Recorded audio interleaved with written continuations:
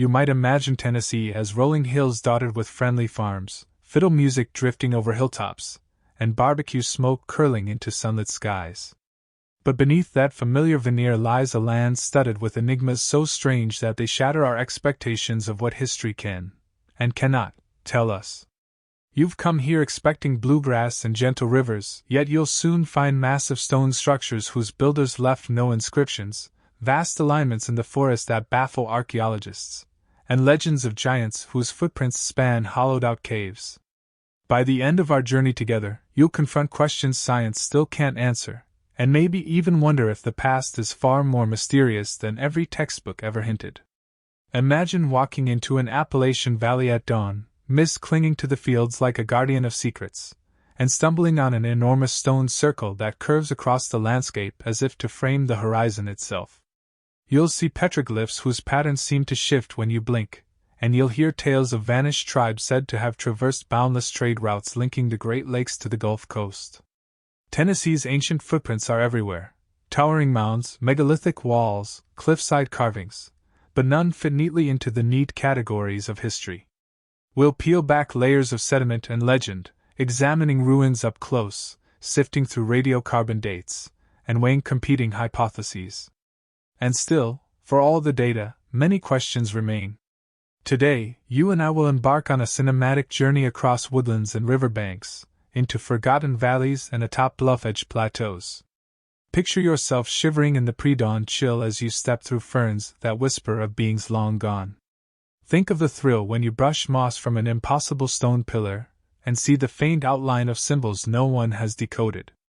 Feel the soft echo of your boots against ancient earthen mounds built with such precision that even modern engineers shake their heads. We'll wander through local lore, ghost stories spun by candlelight, alongside the sober reports of geologists and anthropologists. And as night descends, we'll ponder whether these mysteries are relics of lost tribes, the work of ancient voyagers from distant shores, or perhaps traces of giants whose very existence defies our assumptions. But here's where it gets tricky. Tennessee straddles a crossroads of cultures: the Woodland peoples, the Mississippian builders, and perhaps even earlier, pre-Clovis groups, and yet no one group claims authorship of many of these sites. Radiocarbon tests place some structures back before 1000 BC, while other artifacts suggest commerce with the Hopewellians as late as 400 C. We find distinctive pottery shards alongside mammoth bone tools, and across certain hollows stand carved stones that glow faintly under a full moon. Archaeologists debate layer after layer, yet the verdict remains elusive. Who first set foot here? What purpose drove them to erect these enigmatic formations? We still don't know. In each corner of Tennessee, you'll discover whispering legends of giants, people said to tower 8 feet tall, with remains occasionally unearthed in local farm fields, only to vanish into private collections. You'll hear of cursed stones that bleed red when drilled, and maps drawn by early settlers showing a forgotten citadel in the Cumberland Highlands.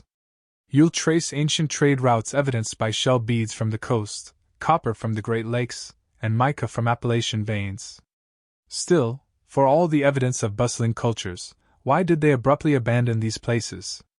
And who were they really? As we explore, we'll not only gather facts, we'll feel the pulse of wonder that binds all human beings. When you stand before the silent grandeur of a 1,000-ton rock, lifted into place without a written record or known technology, you'll feel a ripple of awe, a flicker of shared humanity reaching across millennia.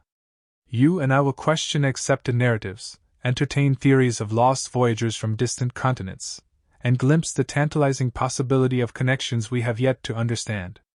Now, let's be fair. Some scientists insist these sites are simply variations on known Mississippian practices. Others argue for an earlier, more mysterious lineage, perhaps tied to a pre-Adamite race described in local folk songs.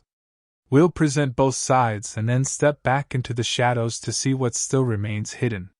Picture yourself midway through this odyssey, trudging along the Holston River's fog-shrouded banks as dawn's first light outlines 3 enormous standing stones arranged in perfect arithmetic sequence. Imagine the moment when your lantern beam hits a mossy engraving, spirals and zigzags that refuse to yield their meaning, even as your pulse races. pause to consider the thousands of hours of labor invested here, quarrying, carving, hauling. Then remind yourself that nobody left explanations, no clay tablets, no bark scrolls, not even a whispered cautionary tale. We still don't know why these stones stand, or what ritual they served, or what society assembled them under vaulted green canopies. Still, for all the mystery, there's a reason you and I are drawn to these places, an echo of that first spark of inquiry that ignited human culture. There's something profoundly unifying in confronting enigmas that transcend time and defy classification. We'll cross hidden trails once tread by peoples who watched the same stars, told the same creation myths, and perhaps even gazed upon these very stones, asking the same fundamental questions. Who are we? Where do we come from? And where are we going? By the time night closes in on our final segment, you'll sense a tapestry woven from countless threads, tales of giants, of lost tribes, of voyagers whose names are long forgotten. You'll recognize patterns of human ingenuity and imagination, shining forth in every chipped flint tool and every carved pillar. And you'll realize that Tennessee's ancient mysteries aren't anomalies. They're chapters in the vast, unfinished story of our own species. We'll examine each fragment we uncover and then, together, step back to see the larger silhouette it forms against the horizon of human history. So lean in, fellow explorer. Ready your mind for surprises, your heart for wonder, and your skepticism for profound tests. In the chapters that follow, we'll walk foggy trails at dawn, delve into earthen mounds at high noon, and stare up at moonlit stones whose shadows seem to whisper hidden names. We'll weigh theories of cosmic alignments, alien interventions, and unknown civilizations. Yet, in the end, we may be left with nothing more than questions that echo through Tennessee's hollows and beckon you to listen closely. Keep digging, some secrets still lie just beneath your feet. Imagine standing at the edge of a mist-draped clearing in the Cumberland Plateau, where a perfect horseshoe of towering stone pillars arcs across the undergrowth. This is the mystery of the stone crescent at Black Creek, and its purpose remains as elusive as the dawn's cool breath.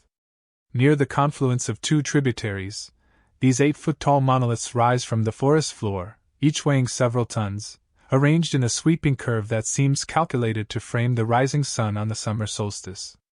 Archaeologists first mapped this crescent in 1974, but tree roots and centuries of leaf litter concealed its extent until careful LiDAR surveys in 2012 revealed its full sweep, a 120-foot wide arc of sandstone pillars, quarried from a ridge nearly 3 miles distant. Radiocarbon dating of charcoal found at the base of one pillar suggests construction around 850 C, contemporaneous with the height of Mississippian mound-building, yet none of the site's construction techniques match known Mississippian norms. But here's where it gets tricky. Unlike Mississippian earthen mounds, which often supported temples or elite residences, these stones stand unsupported on bedrock platforms, with no trace of post holes or superstructures. Explorers uncovered small caches of pottery shards, thin-walled, shell-tempered vessels stamped with bird motifs, and fragments of copper beads likely sourced from Great Lakes deposits, hinting at a broad trade network. Yet no high-status burials accompanied the stones, no platform mound to signal the presence of a ruling class. Instead, scattered beneath a nearby overhang lay dozens of animal bones, deer, bear, and turkey, broken and charred, suggesting feasting or ritual offerings. We find evidence of a community gathering in synchronous ceremonies here, but to what end? We still don't know. Now, let's be fair. Some scholars argue that the crescent was part of an astronomical observatory, calibrated precisely to capture solar light glinting off each pillar at dawn on the longest and shortest days of the year. Ethnoastronomers point to alignments within a half degree of true cardinal points, and digital horizon profiles show the sun rising directly between the second and third pillars on the winter solstice, an alignment so exact it strains credulity. Yet others counter that the forest canopy at the time would have obscured sight lines, and the apparent alignment could be coincidental, or even the result of centuries of slight shifts caused by frost heave. Still, for all the evidence of careful measurement, no written records or petroglyphs at the site depict celestial bodies. Nothing speaks in the language of the night sky. Picture yourself walking the foggy trail at dawn, your breath a misty plume in the chill air, stepping where ancient feet trod. You feel the cool stone beneath your fingertips as you brush moss from a pillar's base and discover faint carvings, parallel grooves looping in spirals, reminiscent of ear batik patterns found in distant Tennessee River Valley sites. A fragment of mica glints in your palm, its edges smoothed by time, imported perhaps from the Smokies. You imagine those who hewed this stone, hauling blocks on log rollers, raising them with sheer human muscle and rudimentary levers, pausing for communal feasts beneath the tree canopy. The air must have thrummed with drums echoing through the night as they placed each pillar, chanting invocations to sun gods or earth spirits. We still don't know the words of those invocations, or the names of the beings they honored. Weighing competing theories, some propose that this was not a religious site at all, but a territorial marker, a declaration of ownership by a powerful chiefdom asserting dominance over resource-rich river valleys. After all, the region teemed with game, fertile soil, and flint quarries, and the stone's arc points toward both upstream hunting grounds and downstream water routes. Yet why choose monumental stone rather than more common earthworks, which appear in neighboring sites? And why forge a perfect arc rather than the straight lines typical of boundary markers? Experts remain divided. Still, for all the evidence of ceremonial feasting, trade beads, and astronomical alignments, the stones remain mute. There are no skeletal remains, no storage pits, no hearths, in short, no ordinary traces of prolonged settlement. It's as though people came here only to build, to gather, to perform one overwhelming act, then vanished back into the forests. We still don't know what drew them here in such numbers or why they abandoned the site seemingly overnight around 950 C, leaving tools and pottery behind. Now, let's be fair, local folklore speaks of a giant's ring, said to have been erected by colossal beings whose footprints have been found nearby in bedrock depressions 6 inches long. Farmhands in the 1800s swore they unearthed human bones twice modern height, but a local judge reportedly bought the remains and they disappeared into a private collection, if they existed at all. Skeptics dismiss these accounts as tall tales, but the footprint-like hollows in rock led some 19th-century naturalists to record them as genuine paleoliths, a claim later debunked, yet the legend persists. Imagine young settlers, wild-eyed by firelight, warning each other of cursed stones that bleed red when struck by an iron tool, stories no scientist has corroborated, yet powerful enough to deter many from meddling with the site. Picture yourself approaching the central pillar on an autumn eve, leaves swirling in the breeze, and shivering as the wind picks up, though no storm brews, and catching a momentary red sheen on a chipped edge. You wonder, was that the setting sun's glare, or something else? The visceral thrill ties you to every curious soul who has ever probed the earth for secrets. In the final analysis, the stone crescent at Black Creek remains a testament to human ingenuity and mystery. We see shards of a vast cultural tapestry, trading partnerships stretching hundreds of miles, shared ritual practices, and possibly ancient knowledge of astronomical cycles.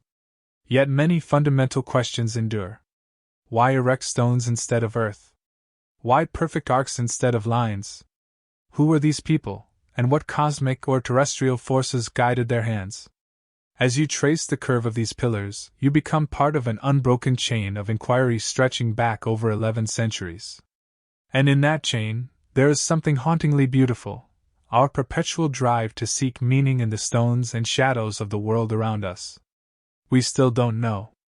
Imagine descending into the yawning mouth of Rock City Cave beneath Lookout Mountain, where the air turns cool and damp as you step across slick stones into a subterranean chamber sparkling with calcite formations, a sanctuary whose depths hide the enigma known as the Whispering Walls, and nobody can explain why voices spoken at one end drift crystal clear over 50 feet to ears pressed at the opposite lip. First documented by spelunkers in 1889, the cave extends nearly 2,000 feet into ancient limestone, its twisting passages carved over hundreds of thousands of years by underground rivers. Yet the most curious feature lies in one vaulted gallery, where natural alcoves and eroded depressions form perfect acoustic lenses. Archaeological test pits in 1976 yielded charcoal flecks and animal bone shards calibrated to roughly 1200 C, alongside fragments of shell and copper ornamentation, items matching trade goods from distant Mississippian centers like Cahokia. But here's where it gets tricky. No burial or habitation evidence appears within the cave itself, suggesting its use was exclusively ceremonial. Explorers found traces of red ochre smeared on walls, yet no discernible pictographs accompany it, only the faintest traces under ultraviolet light, too indistinct to interpret. Now, let's be fair, some acoustic engineers argue the cave's geometry is a natural wonder of physics, where converging walls and smooth surfaces channel sound in the serendipitous way seashells amplify the ocean's roar. They demonstrate with recordings how whispered syllables resonate across the chamber, creating an eerie echo that swirls around the listener. But ethno-historical advocates counter that indigenous groups deliberately enhance these formations, chipping stone surfaces to refine alcove shapes, adding red pigment to highlight sound-producing niches, and conducting fertility rites under the ancient rock vault. They point to nearby surface circles of aligned stones that mirror cave hollows, suggesting a deliberate architectural vocabulary that spanned above and below ground. Still, for all the scientific modeling, no one has located a counterpart in known Mississippian or woodland traditions. A precedent for underground sound temples is simply absent from the ethnographic record. Picture yourself stepping into that gallery at twilight, headlamp beam glinting on striated walls, as a companion whispers your name from the far side. The words carry with uncanny clarity, then seem to swirl around you like drifting mist. You pause, hand on the cold limestone, and imagine a circle of robed figures chanting here centuries ago, voices weaving together in a chorus that rose and fell in harmony with cavern acoustics. What messages did they send? What prayers did they cast into those echoing chambers, hoping the spirits of earth and water would reply? We still don't know. Some legends speak of a cave of voices, where a lost wolf clan, said to be enormous, nearly the size of ponies, gathered to call kin across chasms, their howls carried by the walls. Farm journals from the mid-1800s mention unearthly echoes heard at dusk, driving cattle wild and sending settlers scurrying home. Skeptics dismiss these tales as front porch exaggerations, but local storytellers swear that on moonless nights, the cave speaks back in voices not quite human. Still, for all the careful surveys, acoustic tests, and local lore, the whispering walls guard their secrets. Why did ancient people establish ceremonies here, risking the cave's unknown perils? How did they learn to harness natural acoustics so precisely? And what did those sounds mean to them? Messages to the underworld, oral bridges to the spirit realm, or simply marvels crafted to inspire awe?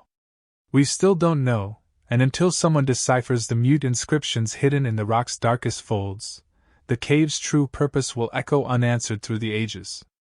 Imagine standing at the edge of the deep reservoir at Dale Hollow Lake, staring down into limpid waters that conceal a submerged amphitheater of limestone blocks and carved steps. This is the sunken stage of the Lost Assembly at Great Falls, where an entire ritual precinct lies drowned beneath the modern dam, and no one can explain why its builders chose an island just offshore for grand ceremonies. First noted by fishermen who hooked carved stone slabs in the 1940s, the site stretches nearly 80 feet across, with benches hewn into bedrock and a half-circle of altar stones pointing toward distant cliffs.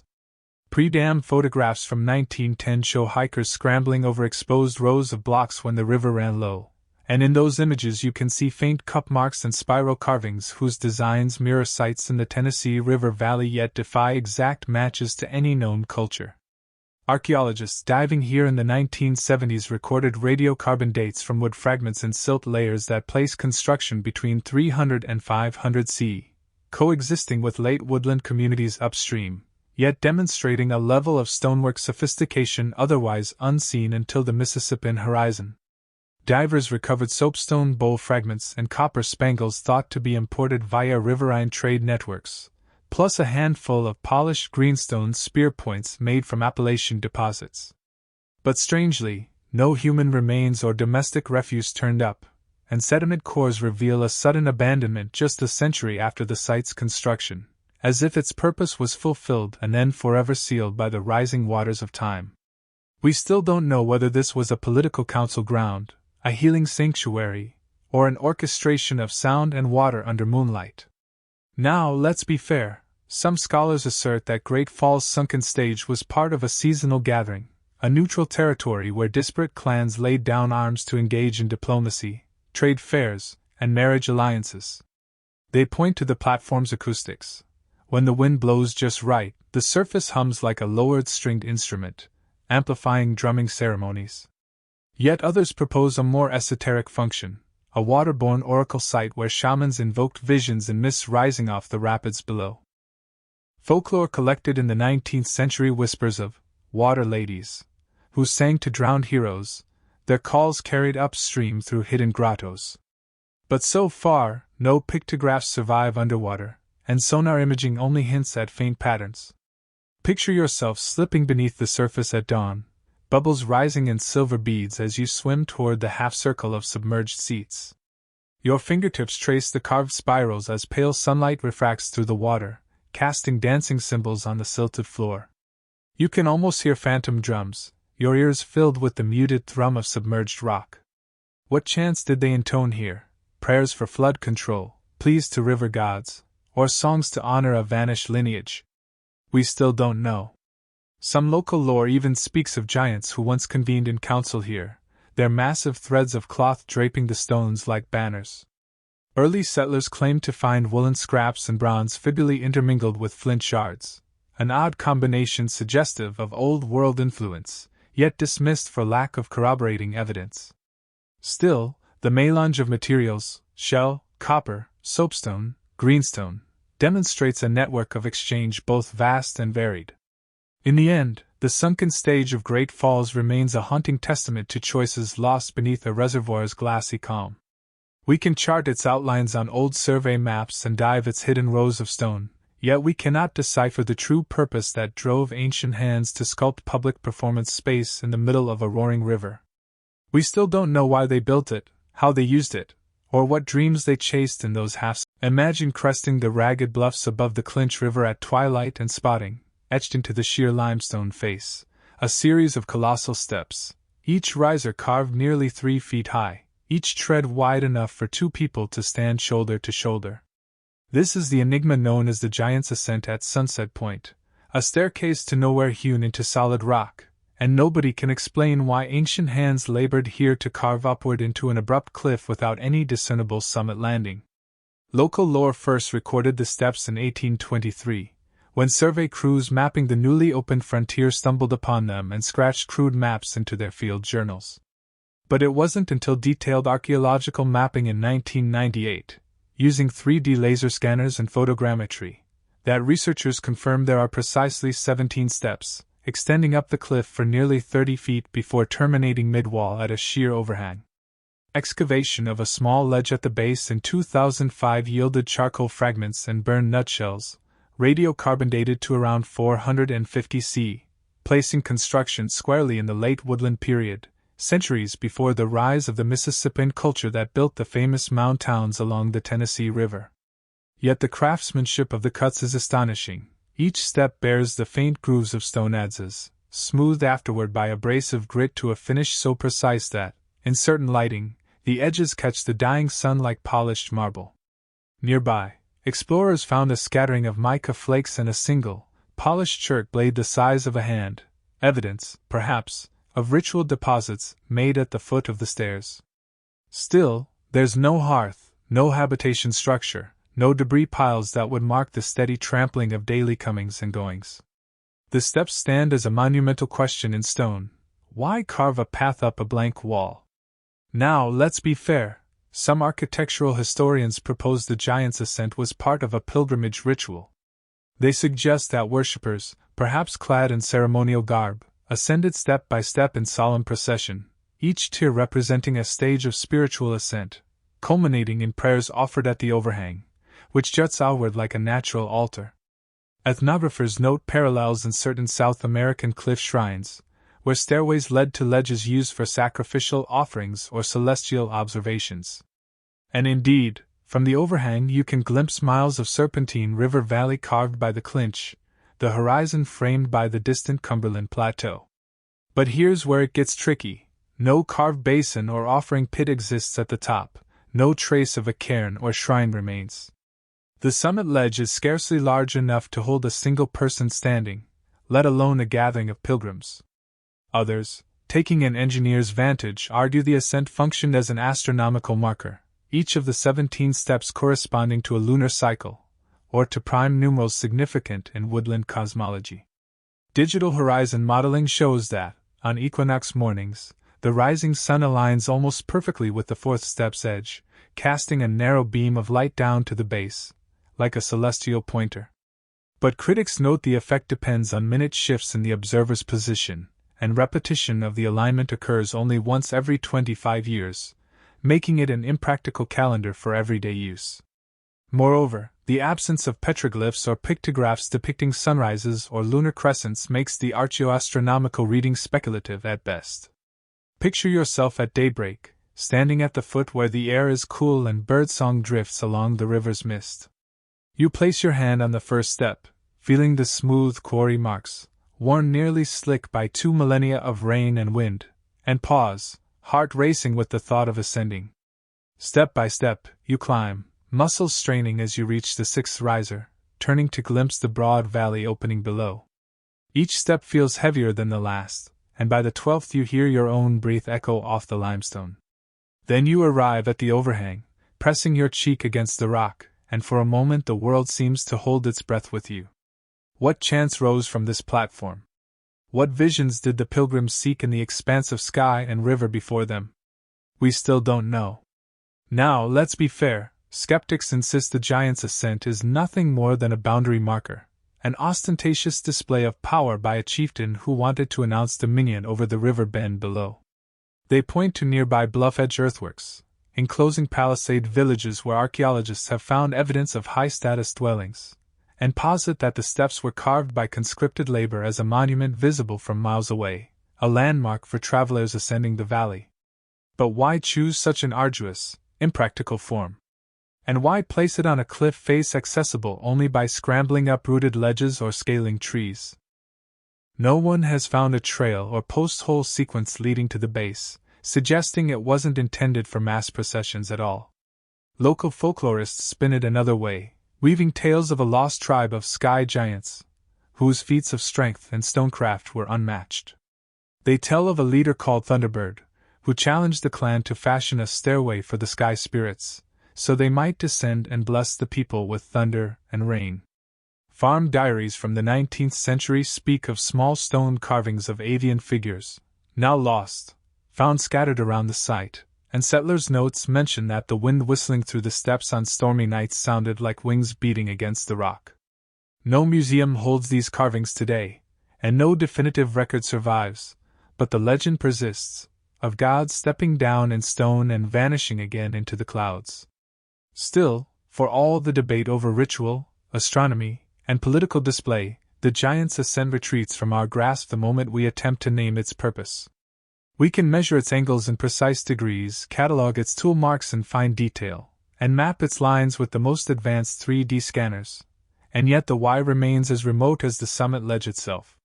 We still don't know who commissioned such a folly of rock, what rites were enacted here, or how those rites shaped the community's life. But when you stand on that narrow ledge, heart pounding as the river rushes 200 feet below, there's a whisper of wonder that threads us back through 17 brush strokes of carved stone to hands long stilled, asking the same, what lies beyond this threshold, and how far are we willing to climb to find it?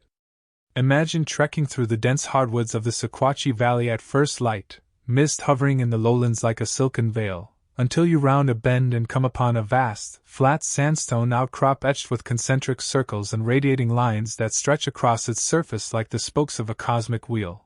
This is the radiant petroglyph panel at Stone Creek. And nobody can explain why its makers carved what appears to be a map of the heavens onto the bedrock.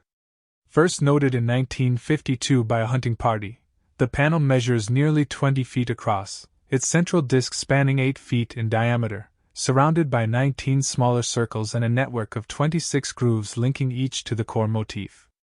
Petroglyph specialists estimate the carving's date to between 600 and 900 CE based on the degree of patination and comparisons to similar motifs found in the Tennessee River Valley, yet no rock art this elaborate appears in any recognized Woodland or Mississippian rock art corpus. Excavations in the immediate vicinity uncovered a shallow pit containing charcoal flecks, a handful of crumbled mussel shell, and tiny fragments of mica that glinted like fallen starlight. Radiocarbon dated to roughly 750 CE, aligning with the petroglyph panel's likely creation.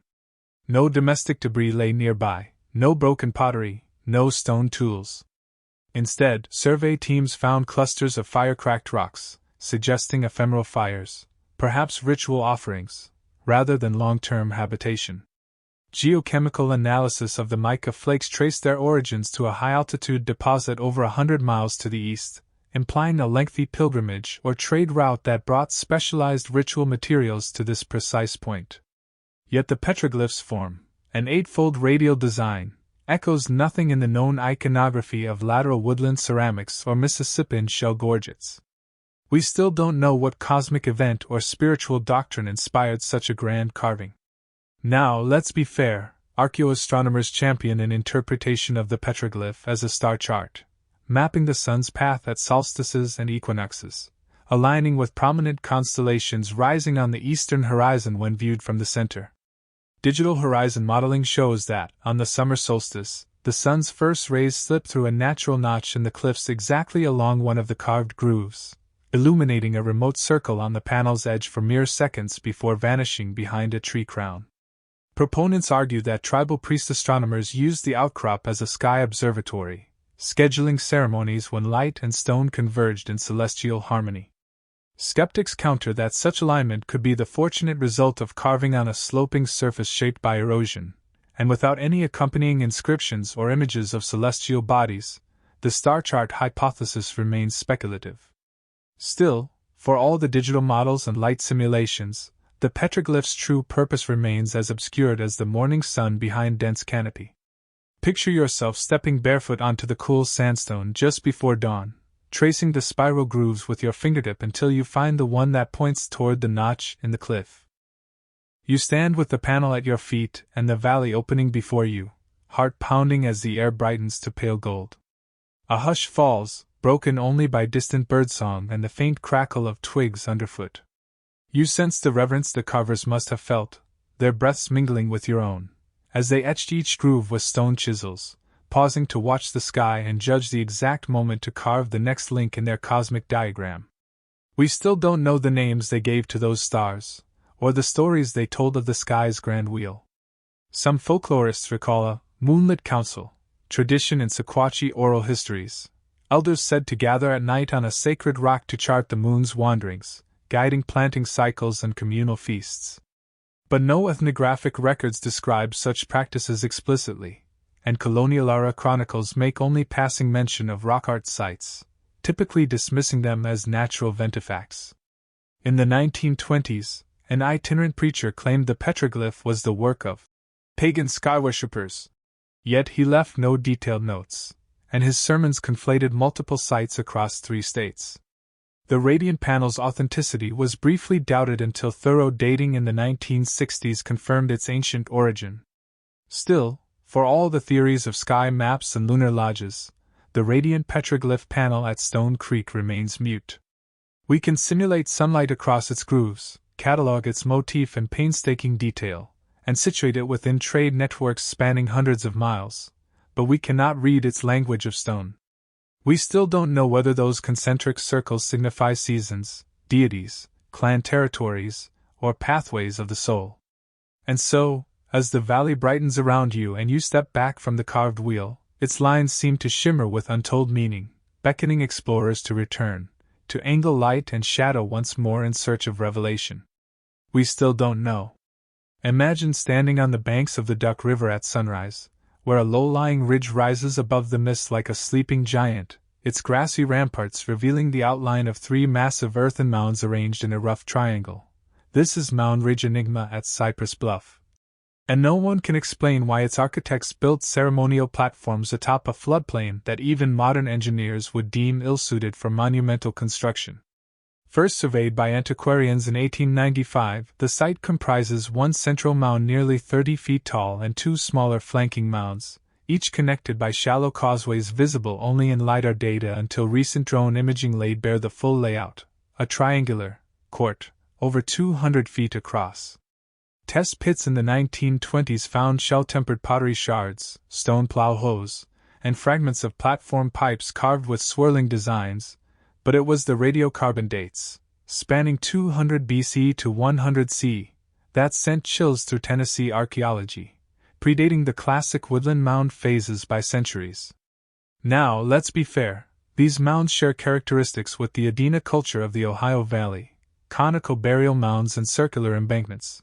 But the Cypress bluff platforms are flat-topped and lack burial intrusions, suggesting a purely public function. Excavators in 2007 uncovered post-hole rings atop the central mound, indicating a wooden council house or temple once stood there, its dimensions rivaling later Mississippian town plazas. Beneath the mound's clay core lay a cache of exotic materials, copper beads, shark teeth from the Gulf Coast, and polished discoidal stones used in early ballgames, evidence of long-distance exchange networks. Yet no human remains were interred in association, no funerary urns or charnel deposits, distancing the mound from mortuary practice and pointing to a stage for collective rites. We still don't know what gatherings transpired here or why participants ventured into a flood-prone bottomland to erect such elaborate platforms. Some scholars propose the site was chosen for its acoustic amphitheater qualities. The gentle curvature of the river bank amplifies voices carried across the water, allowing speakers atop the central mound to address hundreds without modern amplification.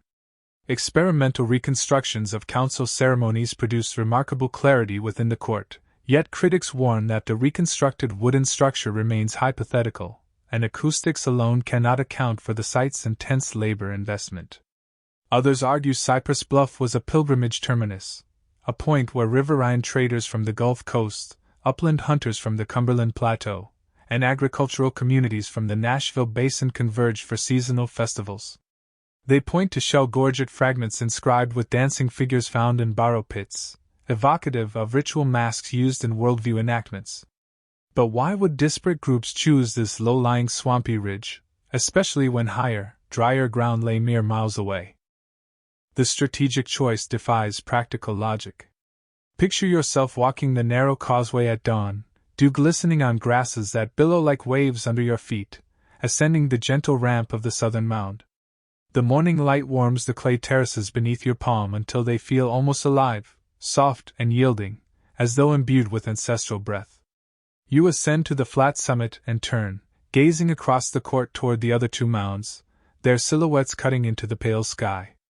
Can you imagine the thousands who once gathered here, dressed in painted robes, carrying offerings of maize and fish, their voices rising in unison as drummers beat hide skins in time with heartbeats? We still don't know the songs they sang, the vows they made, or the agreements they brokered beneath that wooden council house. Folklore passed down in Choctaw-speaking families tells of a river council, where spirits manifested in swirling mists, guiding elders through negotiations that maintained balance between water, earth, and sky. Yet no ethno-historical record preserves the precise chance, and the Choctaw migrations into the region occurred centuries after the mound's construction. Some local storytellers even whisper of giant delegates, whose footprints, 16 inches long, have been spotted near the causeway, though such tales remain unverified. Still, for all the engineering marvel of imported clays, layered construction, and ceremonial layouts, the mound ridge enigma at Cypress Bluff stays sealed beneath its grassy crown. We can map its contours in exquisite detail, recover its trade goods of shell and copper, and model its ancient acoustics. But we cannot reconstruct the polity that built it, the beliefs that animated it, or the purposes that compelled devotees to labor through seasons of flood and drought. We still don't know. As the sun slants westward over Tennessee's rolling hills, casting long shadows that stretch like silent witnesses across stone and earth, we can pause to take in the myriad wonders and riddles we've encountered. In Black Creek Stone Crescent we felt the pulse of celestial cycles echoing through sandstone pillars, yet found them mute of explanation. In the whispering walls of Rock City Cave we heard phantom voices carried on perfect acoustics, but could not discern who first spoke, or what they whispered. The sunken stage beneath Dale Hollow Lake beckoned us into a drowned amphitheater of limestone, suggesting lost gatherings whose songs now lie entombed beneath glassy water. At Sunset Point's Giant's Ascent we climbed 17 ancient steps carved into sheer rock, only to find an empty overhang that teased our imaginations with rites of spiritual ascent. On the radiant petroglyph panel at Stone Creek we traced grooves of concentric circles that glimmered with mica flecks from distant mountains, yet resisted any single reading as star chart or sacred map. And at Cypress Bluff's triangular court of earthen mounds, we stood where floodplain soil was hauled and shaped into platforms for ceremonies whose names remain unspoken. Taken together, these sites weave a tapestry of human ambition and wonder that spans centuries, cultures, and landscapes. They remind us that the builders of Black Creek might have shared wonder with those who painted the petroglyph at Stone Creek, that the giant stairway carvers gazed on the same Clinch River valley as the mound builders at Cypress Bluff, that the cave guardians in Lookout's depths could have traded shell beads with the river traders who sank offerings at Great Falls. Though each mystery stands alone, they form a constellation of questions. How did disparate communities master stone and sound, water and earth, to create spaces of power? What beliefs, rites, and stories gave rise to these monuments? And why do so many sites appear abruptly, flourish briefly, then fall silent, abandoned as if their purpose had been fulfilled or their makers swept away?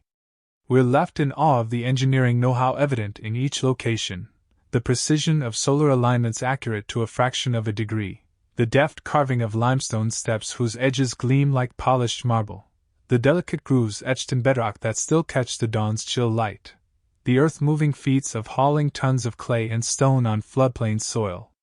These labors speak to a profound relationship with place, an interaction between people and landscape that transcended subsistence.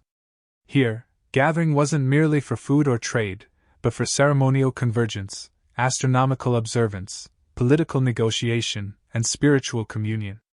In each case, the site's raw materials, bedrock, river stones, riverbanks, were transformed by human intention into portals between earth and sky, present and past, mortal and divine. Yet for all the empirical data, radiocarbon dates, LiDAR scans, artifact typologies, we circle back to the same unanswered questions. Who first paused to align a stone pillar with the sun's solstice path? Who first noticed the cave's hidden acoustics, whispering cathedrals in stone? Who risked the rapids to sculpt a sunken stage, and who dared to climb a stairway to nowhere? How did these societies understand the cosmos, and why did they choose to mark its rhythms in enduring media of rock and earth? The absence of written records, the scarcity of glyphs or inscriptions, and the selective nature of material remains leave us piecing together fragments of ritual, myth, and technology, like archaeologists of intangible realms. And perhaps that is the essential wonder at the heart of Tennessee's unsolved ancient mysteries. They compel us to acknowledge the limits of our knowledge and to cherish the questions themselves. In these grooves and mounds and standing stones, we find not only the fingerprints of ancient hands but the shadows of nameless voices, voices that spoke of seasons and star paths, of water spirits and sky gods, of councils held in mist-shrouded courts. We glimpse a web of trade and travel that wove together Gulf Coast shell, Appalachian mica, Great Lakes copper, and the bones of deer, bear, and turkey, souvenirs of ritual feasting and gifts laid at altars of stone. We hear the faint echo of drums beneath canopy and cloud, and we feel, in our own throats, the stirring of questions that bind us across millennia. To stand at Black Creek as dawn paints gold across sandstone, to rest on mossy limestone in Rock City's cavernous cathedral, to dive into Dale Hollow's hidden amphitheater, to ascend Sunset Point's cliff-carved stairs, to trace petroglyph grooves at Stone Creek, or to step onto Cypress Bluff's grassy mounds is to join a lineage of curiosity stretching back at least 2,000 years. It is to feel the shared hunger for meaning that propels every human heart, the drive to mark the heavens, to commune with unseen forces, to gather in community, and to leave lasting monuments to our hopes and fears. Though the names of the stone carvers, the songs of the cave chanters, the chants of the river oracles, and the council speeches on floodplain stages have faded beyond our reach, the places remain, silent primers of wonder, inviting us to listen, to measure, to imagine. So as the dusk deepens and fireflies begin their nightly dance among the trees, remember that Tennessee's ancients built